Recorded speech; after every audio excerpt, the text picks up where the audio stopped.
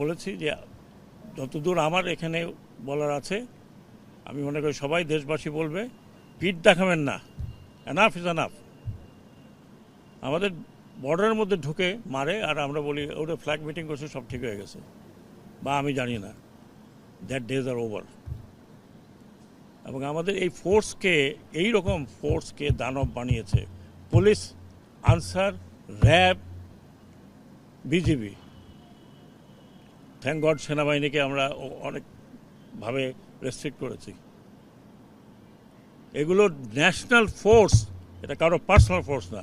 আমি মনে করি আমি এখানে দাঁড়িয়ে কথা বলছি, হয়তো এরপরে আপনাদের সাথে এত কথা বলবো না, যে I will try to bring them on to the justice, দেশে এবং দেশের বাইরে, সে যত বড়ই হোক।